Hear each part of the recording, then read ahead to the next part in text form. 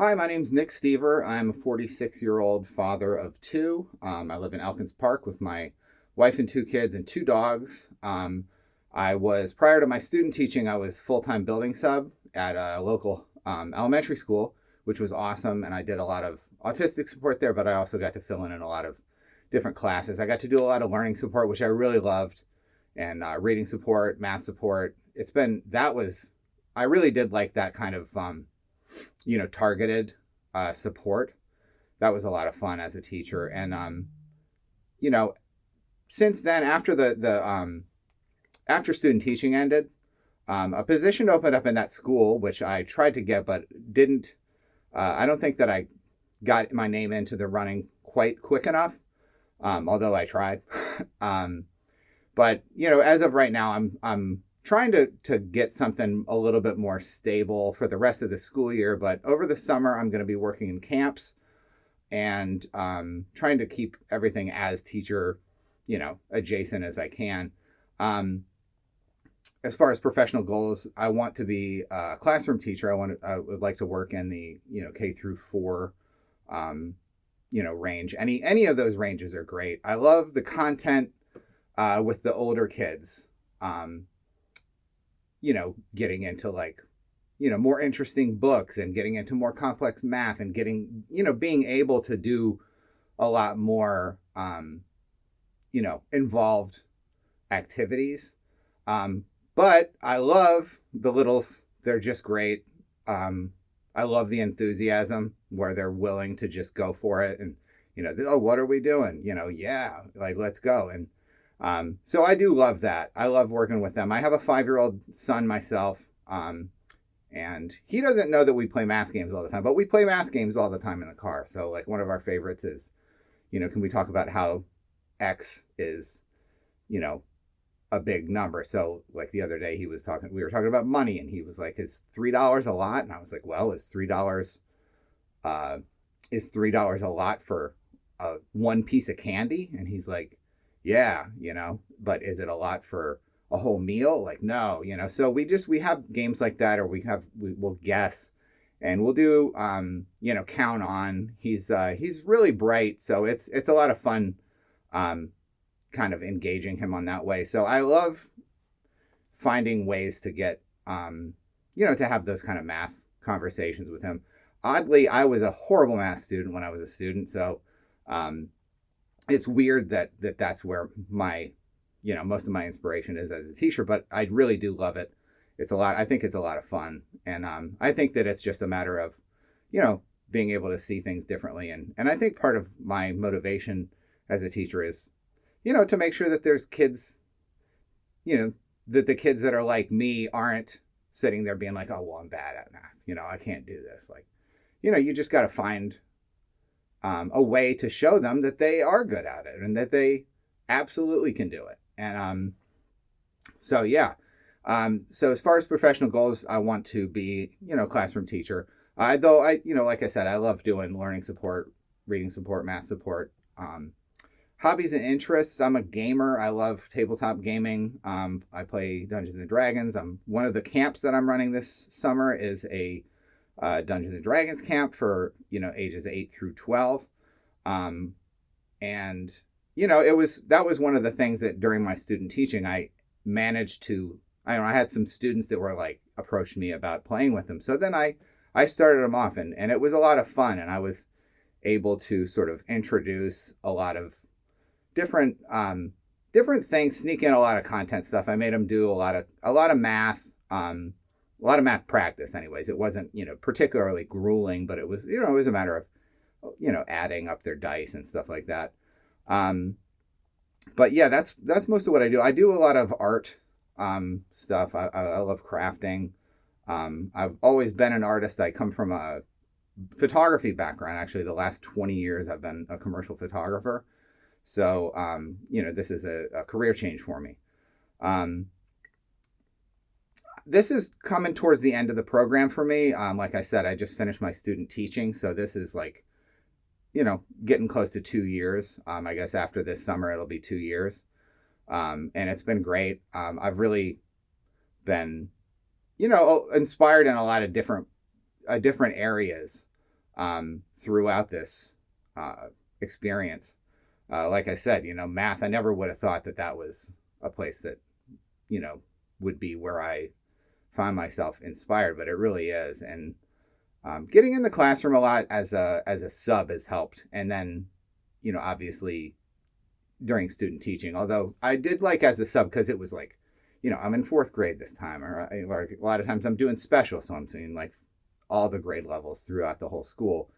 And luckily most of the schools in Cheltenham that I worked in, they have all their, their special schedules have the kindergarten at the end, and they were always just a blessing. They just wanted to do it. I didn't have to do a whole lot of behavior, corrections and stuff like that. I mean, other than they are little kids, but it's easier to sort of understand why a 5-year-old is misbehaving than a 10-year-old. But I did like working with all the different grade levels, and I loved getting that kind of really diverse experience.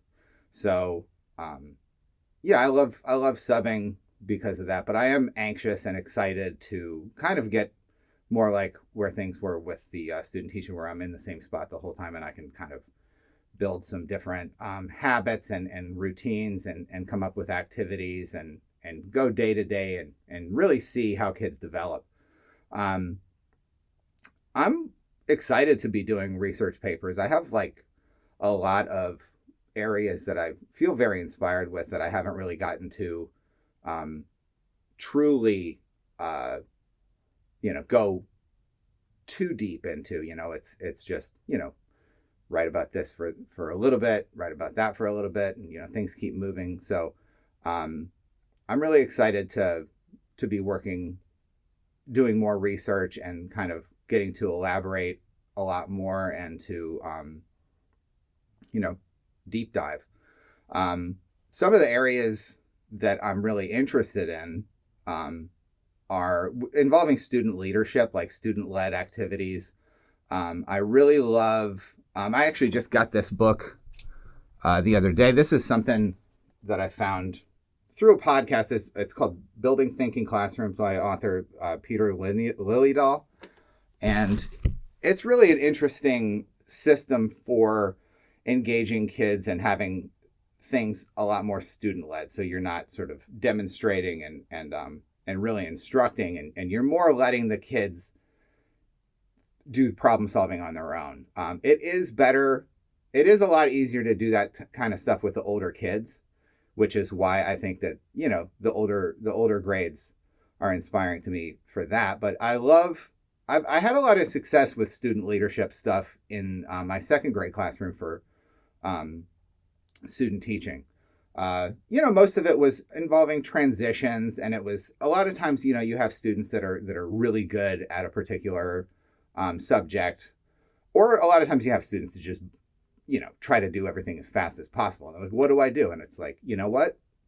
You can help your friends. You can don't give anybody answers, but this is an opportunity for you to, being able to explain your process, especially with math, where there's varied processes and a lot of times you're trying to focus on one method or the other, but the best, it's always great to be flexible and open to different ways of seeing things for different kids and different types of learners. So I think that's been really good, where you don't have a kid that's, starting to, get bored after they've completed things.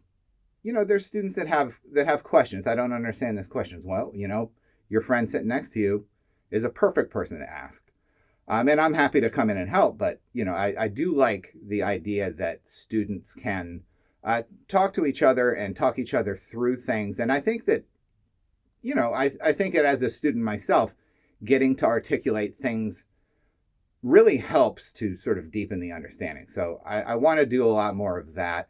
I do want to reduce a lot of the stigmas around, content areas. There's, like I said before, I felt terrible as a student growing up, especially with math, like that I couldn't do something that I just never would be good at it. So I do think that it's important to find a way to connect content to students' interests and students' preferences and styles, and just get them to see that they are, more capable than they thought they were. And I would like to see more of that, in the classroom when I have, control. I love cross-curricular stuff, so I'd love to see also a lot more cross-curricular connections made. I think that, when you're looking at history, you have a very obvious place where you can dive into art. You have a very obvious place where you can dive into literature. You have all these connections that you can make from one subject to another. Even with writing, you can say like you could take a mathematical perspective and look at the process and break things down, and I've even had things where I've referenced